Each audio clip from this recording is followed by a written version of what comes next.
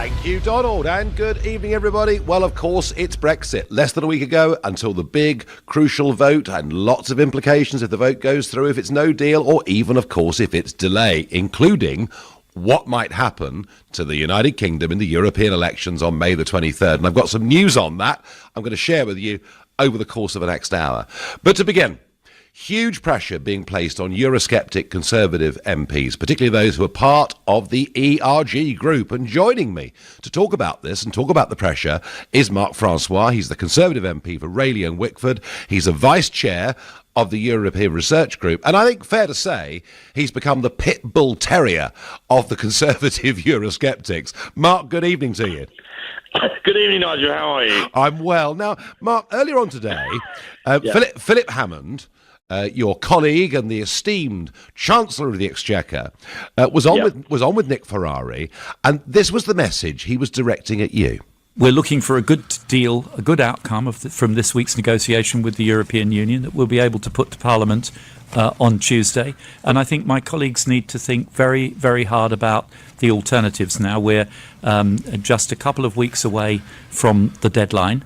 And the choice is between the Prime Minister's deal or taking a step into the unknown with probably an extension of time and then a process of trying to find a new way forward, and nobody can be certain where that will lead us. So there you go, Mark Francois. It's very clear, unless you support this wonderful deal that the government's put together, that there could be a delay to Article 50, and it's all going to be your fault. Well, look, Nigel, it's an honour to be called a pit bull by you. One of the greatest shrinking violets in the history of British politics. Absolutely. So, look, I with regard to the Chancellor's comments, I know Philip Hammond very well. I worked for him for 2 years as a minister at the Ministry of Defence. As we all know, he brightens up every cabinet meeting with his optimistic view of the world, and in particular his sense of humour, for which he is world famous. Quite right. In terms of trying to bully me or my colleagues in the ERG, it's a total waste of time. The reason we have held out so staunchly against the withdrawal agreement is because we've read it, and as I know you know.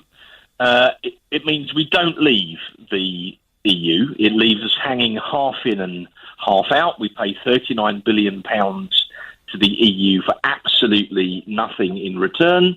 In many areas of our law, we're still subject to the ultimate authority of the European Court of Justice. There's a thing called the Joint Committee, which means that unelected civil servants can effectively make law.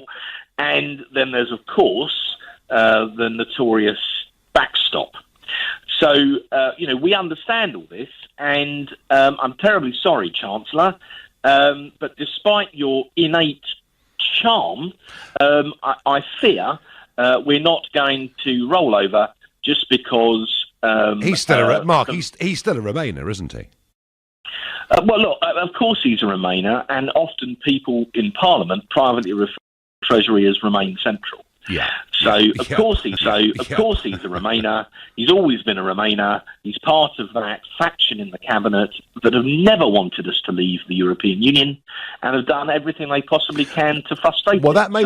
that may well be true, Mark. But there's now pressure coming on the ERG group from those that you would consider to be your friends. You see, today's Spectator magazine, which has been pretty strongly in favour of Brexit throughout, and they say today, if the Attorney General, Geoffrey Cox, is able to agree an assurance on the backstop, everyone can move on and we can vote for the deal. So even those in the press that are supposed to support people like you and I are now saying, basically, with a little tweak to the backstop, you're simply going to have to swallow it.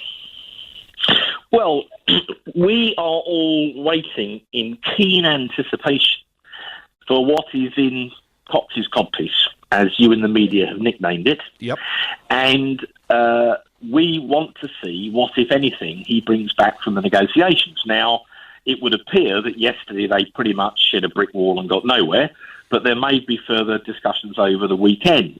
We're due to vote on all of this on Tuesday, so one of the problems is we're running out of time for the House of Commons to consider, the detail of whatever he brings back, because the withdrawal agreement is a draft international treaty.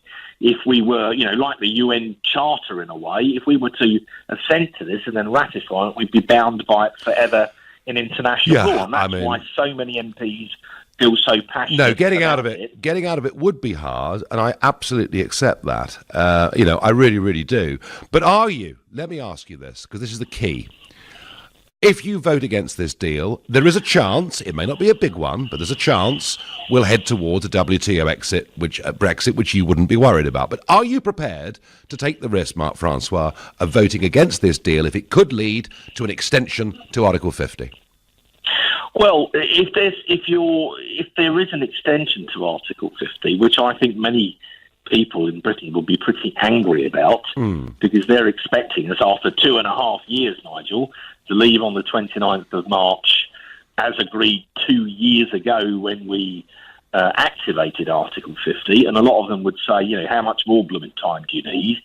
If they were to ask the House of Commons to extend Article 50, I'm not certain that would go through, because A, how long do you want to extend it for? There'd be quite a row about that.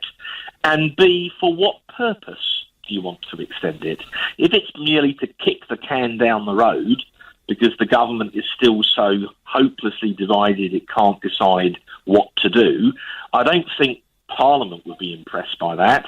And I'm very confident the British public would be even less impressed by that. So the reason I'm dwelling on it, you asked me specifically are you prepared to take the risk, is what I'm asking you? And there would be, despite what you would. Fine, okay, I've got it, Mark. So you're not going to be budged. You are voting against this withdrawal agreement next Tuesday, period.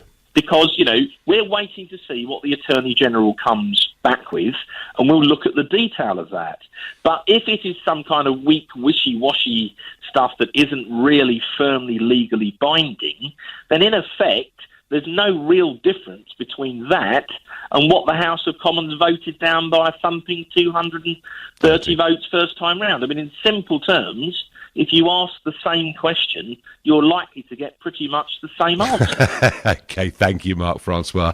Well, that was Marc Francois, and he is a vice chair of the European Research Group. And unless Geoffrey Cox comes back with some fundamentally radical legal change, he's made it pretty clear he's voting against, despite what's being said now by the Spectator magazine, despite what's being said by Chancellor Philip Hammond on LBC this morning. Let me ask you folks, do you think MPs who are Eurosceptic and opposed to the deal should take that risk? And if you say, look, I'm a Brexiteer, this deal's so awful it's worth the risk, call 0345 6060 973. Or maybe you think, no, let's take what we've got, otherwise we might get no Brexit at all. Text to 84850. And do you think actually by opposing this deal and with time running out, we could actually by default just leave on WTO terms? Please tweet using the hashtag Farage and LBC at LBC. Trini says, I'm confused. I thought you said the Withdrawal Act was in law, where we leave on March the 29th with a deal, if not with no deal. How come this no longer seems the case? Trini, it is the case. If, above all of these parliamentary votes, if the Prime Minister were to choose, despite Parliament, let's say for argument's sake, voting to extend, voting to rule out no deal next week, she could ignore Parliament. She could stick with the Withdrawal Act, which is law. The problem is, she's pretty much said already, she'll do what Parliament tells her, even though there's no need. Jamie in Exeter is a new caller. Jamie, you heard Marc Francois from the ERG group. Do you think he's right to still vote against this withdrawal agreement? Well, Nigel, good afternoon to you. Good afternoon. I'm wearing almost sort of two hats. One as an individual and a die-hard leaver who would be more than happy to walk away today on WTO terms. However, my other hat as somebody in business, namely the property industry, is concerned, particularly concerned with the chance, however big or small the chance may be, of either an extension, which, kicking the can down the road, that phrase as it's been used, or a second referendum, or of course no Brexit at all. And as much as it pains me to say this, I feel as if I have been ground down to the point where if it was a case of taking Mrs May's deal and to guarantee leaving on the 29th of March, which is ultimately what I and fellow leavers want, compared to the risk of all of the other things, extension, etc., then I do feel as if we should take the deal that is on the table. Not because it's a good deal, I certainly don't think that at all, but in order to provide the country with some clarity. You see the deal as the least worst option. Jamie, thank you for your call. That's Jamie's point of view. He thinks that's the least worst option. I have to say, personally, I think WTO terms is by far the least worst option. Gillian from Darlington says, I reject the deal. I'd like to see a general election. Well, I'm not sure that's coming anytime soon. Maybe I'm wrong. Let's go to the Netherlands and speak to Frank. Frank, good evening. Hello, Nigel. Pleasure to speak to you again. With regard to this, I think it's going to probably go to an extension because I can't see the other deals going through. Whether that's for the best, I'm really not too sure. But I'm totally opposed to the idea of a second referendum. I think that would be just creating more and more complications as time goes on. But the Eurosceptic MPs are in a bit of a sumo grip, aren't they, with regard to Theresa May and they have, Philip Hammond at the moment? Frank, yes. They face a huge dilemma, and if this deal does go through the House of Commons, it will then have to receive final ratification in the European Parliament in Strasbourg, and I will have the same dilemma. But Frank, be clear. Marc Francois made a point there that I think is key. We're leaving one treaty for another international treaty. At least the one we're leaving had Article 50. The new one doesn't even give us, unless there's a fundamental change soon, doesn't even give us an exit mechanism. That, Frank, is why I, in the final analysis, will vote against. And there's 27 other members that have to sort of agree to it as well. I mean, this is really an elongated process as far as I can see. I can't see any easy solution. And maybe in the end, WTO rules might come into play. It's hard to really say. I mean, 2.5 years down the line, and we're really no nearer to knowing what's going to happen. Well, Parliament, Frank, 2.5 years they've had to do this. They're looking at best incompetent, but I think many would say that's a generous way of putting it. Thank you very much for your call. You're listening to The Nigel Farage Show here on LBC. It's 6:15 and time for the news headline. Using the hashtag Farage on LBC. We're often told that if Article 50 has to be extended, it'll just be a very short extension, just 2 or 3 months, despite the fact 2.5 years after the vote we've not managed to sort anything out. And the reason politicians tell us that is because what they don't want us to do is to contest the European elections on May the 23rd this year. You see, the very act of us contesting those elections would show the public we haven't left, show what a failure they'd been. They're also very scared, I think, the Conservative and Labour parties, what those elections might do to their vote. But because the new European Parliament doesn't take its seats until the 2nd of July, they think if the extension just goes up to them, it'll be okay, and we can somehow avoid the European elections. Well, a piece of news, fresh out of Brussels today, and there was a meeting of the AFCO committee, that's the Constitutional Affairs Committee of the European Parliament, and the chair, Danuta Hübner, she's an MEP from Poland and a Christian Democrat. This is what she said at the end of their meeting. We have a legal obligation to have elections in the UK at the end of May, if the UK is a member at that date. Otherwise, the UK would be challenged in the courts. A delay to the end of June would therefore require elections, even if the UK left before July the 2nd. So that's what we're being told today for the first time from Brussels. Any extension beyond May the 23rd means the United Kingdom has to contest those European elections. Maybe that'll help concentrate the minds of some of our MPs in Westminster. Jean-Jacques says to me, I'm a business manager. I negotiate multi-million pound deals with grocery retailers selling organic produce. My experience says the longer a deal takes to sign, the less likely it is to happen. Let's take the deal on the table and move on. Voted leave, rule Britannia. Well, Jean-Jacques, if we could move on, it'd be great. But my concern, and I think that of Marc Francois earlier, is we'll leave in name only, but be incapable of moving on, because all we've done is to give away a lot of money, to potentially tie ourselves into the customs union forever, and in return, They don't have to give us anything back at all. We're not able in any way to move on unless they now allow us. They will be in charge. Christina in Reigate rather more reflects the way I feel about this. She says, I can't tell you how angry I am. How dare they say that unless MPs vote for that awful deal, we will get a watered-down Brexit. Should the winning side end up as losers? Christina, I do agree with you. Let's go to Newport and speak to Stephen, a new caller. Good evening, Stephen. Hello, Nigel. So what do you think the ERG group and others should do? Is it worth the risk of extension, or do we just take the deal on the table, Stephen? No, we don't take a bad deal. We'll be stuck in Europe forever and a day, as you suggest. Yep. My thought is that if Parliament is going to reject the vote of the people and is going to say, well, we're staying in Europe, whether it's in name or whether it's simply through the side door, so to speak, through Theresa May's deal, then that's Parliament's view. But if Parliament is going to reject her deal, that's one thing. The next option for them is to accept no deal, or otherwise to reject the result of the referendum. I suspect we're going to general election territory, and I'm probably not averse to that as to where we are now, because Parliament's let us down. And the reason I was calling was to get across to you my idea, which you, probably many others have had perhaps, but anyway, it's this. Brexit Party or Leave Party, I refer to it as a Leave Party because I think Leave is what we voted for, and it's easier for everyone to understand and commit to. A Leave Party, on the ballot paper, the local candidate is identified as Leave Conservative, brackets, or Leave Labour, in brackets. Yeah. All under the same umbrella. It's all promoted by the Leave Party.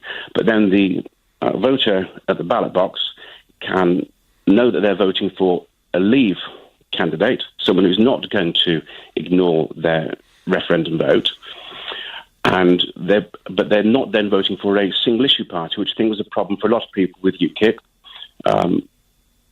And they'll also be concerned is I don't want to vote for the Leave candidate. I don't know what the politics are, because there's no way I'm going to support someone who's going to put Jeremy Corbyn in power. But isn't the problem, Stephen, isn't the problem here that the Conservative Party would stand and say, we are the Leave Party? Wouldn't that just confuse things?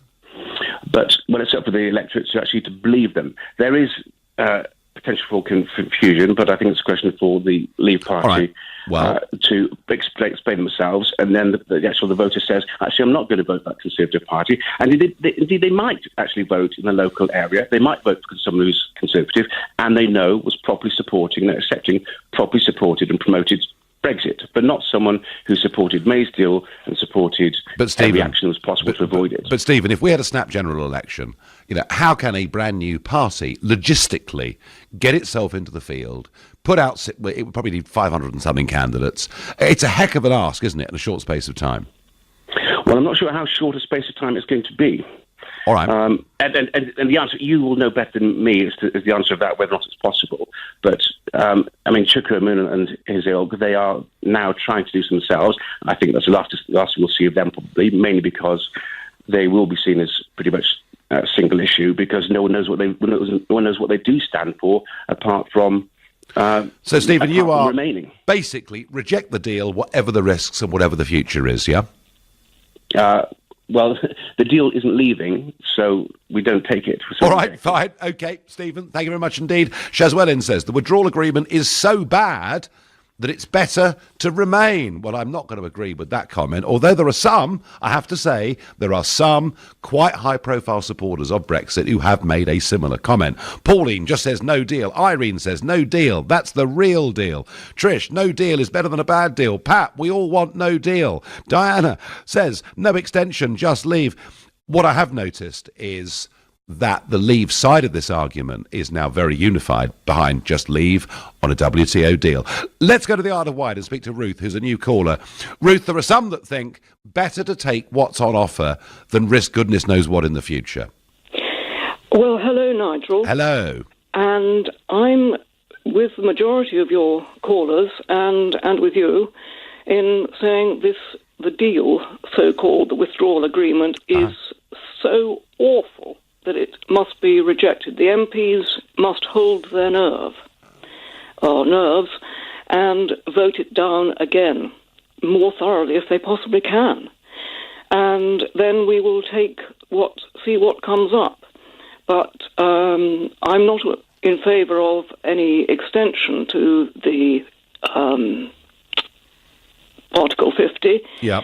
And would just love to come to the end of this month with nothing agreed, nothing going on, and hello, we have a party on the 30th. Well, Ruth, I'm absolutely all for that too. But do you think, there's pressure coming. We saw it today from the Chancellor of the Exchequer on with Nick Ferrari this morning. Pressure even coming from the Spectator magazine, which has been very much in favour of Brexit. Do you think... Because, you see, I'm asking this question, Ruth, because I remember back at the time of the Maastricht Treaty that in the end, John Major made it a motion of confidence, and they all said, we're going to put party before country. Do you think the pressure is going to grind these people down, or do you think they'll stand firm? I really don't. I honestly don't know. I hope, no one does. No one does, Ruth. Don't worry. But it's a difficult one, isn't it? Because and I can see conversations like, well, of course, old boy, if you go against the government, it might be difficult to get reselected next time round. You can see the pressures that are going to get put on people, and you've got no fear, Ruth, of a WTO no deal Brexit. I'm sorry? You've got no fear at all, no, clearly. Absolutely not. No, I have been a member of UKIP for a long time. Okay. And I'm sorry they got my name a little wrong. It's Rose, actually, Rose. Right. Well, they do make mistakes. No. Well, Rose, you're clearly a committed Brexiteer. Your mind is made up, and I do agree with your points. I thank you for your call. Sarah in Cardiff says, Nigel, I would love it if all the Remainers and stirrers in this negotiation end up with a no deal due to default because of their behaviour. I did think more recently that maybe accept the deal. You know what, Nigel? I'd prefer another vote and stick it to them with all barrels. And again, I'm hearing that from Leavers as well. And Remainers, so far, you're very quiet in this debate. 0345 6060 973. Well, one or two people in the House of Commons today have been meeting up with French politicians. I'm going to give you my view on that. But for now, you're listening to The Nigel Farage Show here on LBC at 6:30 in time for the EC. The Nigel Farage Show. Call 0345 6060 973. Text 84850. Tweet at LBC using the hashtag Farage on LBC. We're talking Brexit, of course, with less than a week ago to this very major vote, a big, perhaps historical moment in our country's story. Before I get back to that, more tragedy on London streets today. Met Police have confirmed a teenage boy stabbed in West London this afternoon has now died in hospital. He's the fifth person to be killed in a stabbing attack in the capital in the past week. A 37-year-old man stabbed in Soho at the weekend has also died in hospital. The disaster continues. Well, not as tragic as that, but I think deeply dishonest is Dominic Grieve MP, who today has been holding meetings in his office in Parliament with Nathalie Loiseau, the French Europe Minister, and other senior French politicians. He's been joined by other MPs, and they are discussing extending Article 50, the French government pushing for this to be done for 21 months. So we have Dominic Grieve, a member of Parliament, colluding with a foreign government to go against the greatest democratic exercise in the history of our country, to undermine his own government and to try to do all he can to stop Brexit from happening on the 29th of March. And I think Dominic Grieve is the Lord Halifax of today, Halifax being a cabinet minister in 1940 who urged doing a deal with a very unsavoury foreign power. I'm not impressed at all. It isn't just incompetence that the public will view our politicians and charge them with. It is actually rank dishonesty and willfully wanting to overturn this result. But those in the ERG group who will tell you all they're doing is sticking to what they said in the referendum, sticking to what was in the Conservative manifesto in that June general election in 2017. They are now under pressure. Is it really worth them voting against a new treaty that they hate and risking extension, or should they just take the deal that's on the table? I'm going to ask Michael in Islington, a new caller, what he makes of that. Good evening, Michael. Hello, Nigel. Thanks for letting me through. Not a bit. I think, Nigel, I think there could be an extension to Article 50, but I think what needs to happen first, I think on Monday, I definitely think the ERG needs to dig their heels in here. but I think they also need the backup of the DUP. Now, this is a terrible deal for the United Kingdom, but it's also a terrible deal for Northern Ireland. If Arlene Foster and Jacob Rees-Mogg went into Theresa May on Monday and said, right, we're not going to vote for this deal, and this deal isn't going to get through. But if it doesn't get through and you don't take us onto WTO, we will collapse the government. If you don't go, we will collapse the government. And if we collapse the government, then the whole Tories might be out of government. Now, with that threat, they could say, or we do have an extension, as long as you commit to leaving, to resigning, somebody else has a leadership election and somebody else takes control. Yeah, Michael. So far, she's done nothing but lie. She's schemed. She's the worst Prime Minister of all time, I think. Michael, I agree with you. And what? Let me tell you that you're onto something there, because what is happening is people are being told, support this deal, and in return they're saying, we will support the deal if you promise you'll resign. Would that be a good enough reason to vote for this deal? No, I don't think, no. Definitely not. They should not vote for this deal. It's the worst deal in history. They should tell her that they're not going to vote the deal. The deal will fold on Tuesday anyway. So they tell her, then either you go straight onto a no deal, which was what you said from the start and what was in our manifesto, or we'll bring the government down. And then there'll have to be a new leader, and then we will have to do an extension, but it will start from the start, and it will start with a new leader of the Conservative Party. And I'm pretty damn sure that if Brexiteer was voted in after Theresa May, that the Tories would win in a landslide anyway. Well, they might do, because Labour's in terrible trouble, but I'm not sure. I'm just not sure. Michael, thank you for your call, for your passion, and someone there who really has got a downer on the Prime Minister. I have to say, I don't disagree. Justin from Reading says, at least Dominic Grieve has a plan, Nigel, unlike you lot before the referendum. Well, there was a plan, Justin. Leave. No deals. We weren't asking people to vote for deals. We weren't giving them multiple choice. We were simply saying, do you want to be an independent country or don't you? That is what Brexit is all about. On Twitter, the EU are our neighbours, our partners, our friends. Stop talking about them like they're the enemy. Well, Bones, I'm sorry. Dominic Grieve today was working with a foreign government to undermine his government, who, funnily enough, he was elected on their manifesto, and to overturn the greatest democratic exercise in the country. It's not the French politicians that are the enemy. No, I agree with that, but it is Dominic Grieve, in my opinion. Nigel, it's a pure case of risk management. There are risks to leaving on WTO terms, risks to extension. There's a clear risk to cancelling Brexit, but by far the greatest and potentially longest-term risk lies firmly within the capitulation that is the withdrawal agreement. Let's put on our big boy pants and let's go WTO, says Lee from Bournemouth. And Lee, that's an argument that Chris Evans, the editor of the Daily Telegraph, was making today. He was saying, if you look at all the options, in front of us, actually, leaving on WTO terms is the least risky. And I think right now that is right, despite the hysteria that we get about all these businesses that are leaving Britain. And I'll talk a bit more about that as the evening goes on. Andrew in Guildford, another new caller. Good evening, Andrew. Good evening, Nigel. Welcome. Nice talking to you, and thank you for everything you're doing to keep this Brexit going.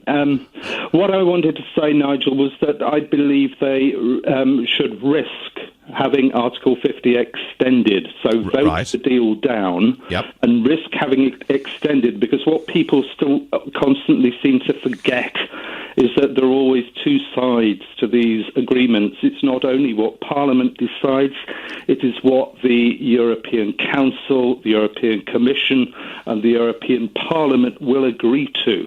And I believe that even if we subsequently vote to extend Article 50, it will probably get turned down by Europe, because they will only want to do it if we have a good and valid reason that we can persuade them that there is hope of moving losing? I don't know, Andrew. I've heard that argument, but I'll put this to you. Her going, Mrs May going, on March the 21st to the European summit of all the European leaders and saying, please, we don't actually want to leave on March the 29th. We want to extend for whether it's 3 months or a year or whatever she asks for, and it would have to be a year in reality. They, that Andrew, could present that right across Europe, particularly ahead of the European elections, where many of the insurgent parties are doing well, as look, the Brits tried to do it, they failed, stop fighting the project and get with it. Do you see what I mean? They'd try to use it as a PR victory.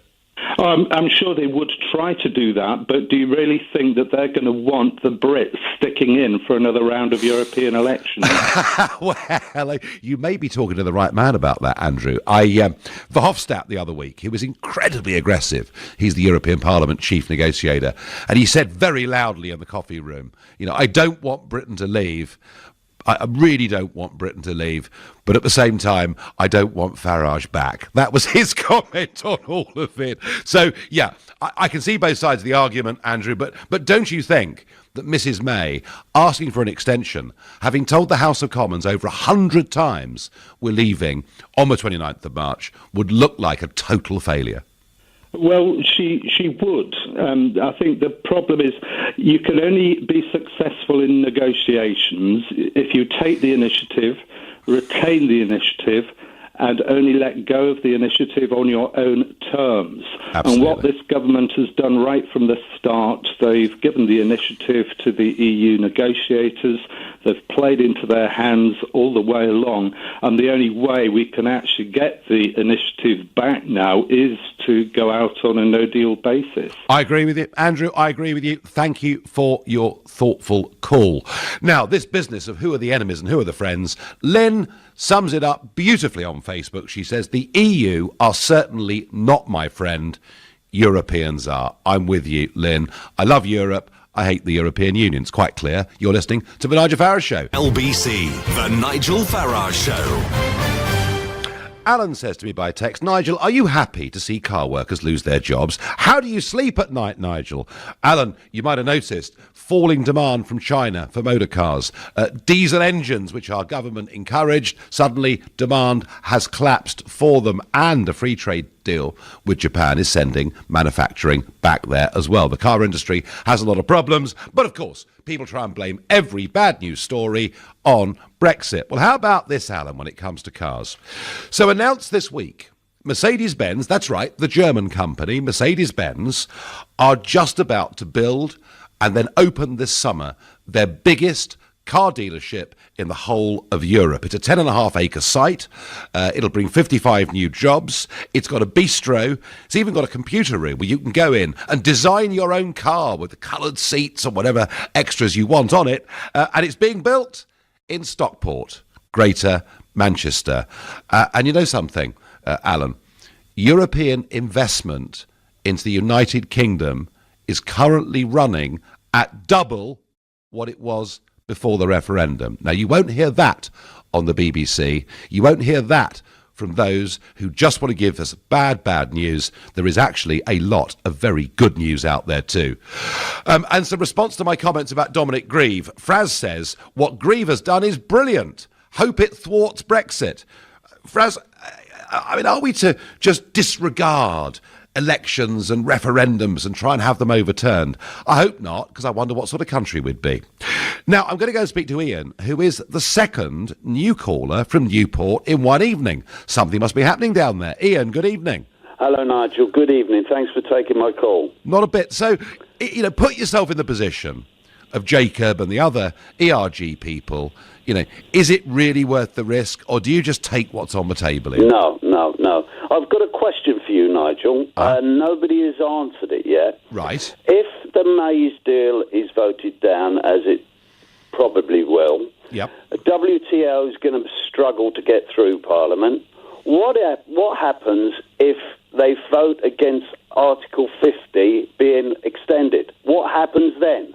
Well, OK, Ian, whatever happens, and everyone's got to get this into their heads, whatever votes we get or combination of votes we get next week in Parliament, there is on the statute book the EU Withdrawal Act, something that David Davis, thank goodness, piloted through Parliament. If Mrs May keeps that legislation in place and refuses to change it, we will leave the European Union in at 11 p.m. on March the 29th on WTO terms. And I think the good news about that is a lot of planning, maybe not all, but a lot of planning has been done over the last couple of months. Oh, that sounds great for me. I'll have to buy a bottle of champagne for the Friday night. Well, I'm not guaranteeing it's going to happen, but it might happen. Yeah. And Ian, I can't read this Prime Minister. Maybe she realises that if she doesn't get, if we don't leave on that day, her legacy will be disastrous. Maybe that's her last-ditch position. None of us, Ian, actually know. All I would say is that, her behaviour to date doesn't suggest that's the case, but we'll see. No, all the way through anyway. No, it's a strong word, but it's tough to disagree with it. Ian, thank you. I'm back to New York to speak to Oliver. We've spoken before. Good evening, Oliver. Hello, Nigel. Nigel, I understand from Nick Clegg that you have a tendency to be a bit of a fantasist. So, well, I do. If I could, Oliver, indulge you. Oliver, there'll be people driving their cars at the moment wondering what you meant, and I want to explain quickly. That in the debate hosted by LBC and Nick Ferrari, when I talked about a European army, Clegg said I was a dangerous fantasist to even suggest it. Right, I thought I better explain that, Oliver. Otherwise, people might think very odd things. Allow me to indulge you in a little fantasy of mine, Nigel. Okay. One that would allow Theresa May to become the Queen of Brexit, to unite the Conservative Party and go some way to uniting the country. Mm-hmm. She stands on the steps of Downing Street and says, sadly, the Attorney General has come back with nothing. Uh-huh. She knows the country knows very well that Theresa May has tried her hardest, being a Remainer, but she has tried all she can. The Attorney General has come back with nothing, and effectively the EU is trying to divide up our country with the backstop. As she's already said, she no Prime Minister will allow that. So she is therefore committing the UK to leaving on WTO terms. Yep. She then goes a little further and announces that John Redwood will be Chancellor. Yep. We have Jacob Rees-Mogg as Chief Secretary of the Treasury, uh-huh. and Bill Cash as Attorney General. Yeah. And Oliver, last night when I was asleep, I was thinking those things. I even dreamt that she contacted Geneva so that we could trigger Article 24 of the GATT Treaty. And of course, if we did that, the European Union would be forced to match us. Oliver, I was really excited. And then I woke up. Exactly. Oliver, I mean, I tell you what, in percentage terms, what percentage would you give that? 5%. Yeah. Well, I might give... I might give it more than that, actually. I might give it 15 to 20, but, you know. Strategically... from a strategic point of view, I think actually the country at large would actually be behind her if she did it in a convincing way. She could actually pull it off, and certainly maybe not the parliamentary Conservative Party, but the rest of the Conservative Party grassroots would be fully behind her. Oh, they would. And, Oliver, there'd be millions of Labour voters, too, who'd say, do you know what? Exactly right. On this, whatever else we think of her, on this, she's done the right thing. Thank you. Darren in Woking, time running out. Please make your point. Is it worth the risk of people to reject this deal? If it stops Theresa May getting her deal through, then I think an extension would be desirable only under that. Nigel, very quick question for you. Can the EU extend Article 50 and change our ability to revoke Article 50 without losing any of our current rights? No, because they can't change the treaties. You know, the treaties are the treaties are what they are. Now, there are some loose interpretations sometimes in Brussels of those treaties. No, it's pretty clear. We have to ask for an extension. 27 other members have to agree. Darren, I thank you.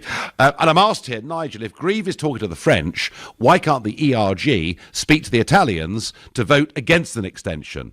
Well, I think if we do go to the European Summit on the night of the 21st of March, and I'll be there in Brussels, and broadcasting here on LBC. there will be attempts, I think, by some British Eurosceptics to get other European governments to veto it. We'll see. A long way to go. Before we get to that, a pretty dramatic week in British politics coming up next week. I'm going to be back with you on Sunday morning at 10 a.m. At 10 o'clock tonight, it's Tom Swarbrick. But up next, it's Ian Dale. Thanks, Nigel. So, which Tory cabinet minister has reason to resign tonight? Hint, it's not Chris Grayling. Is it this one? It definitely is worse if you're a woman, and it's worse.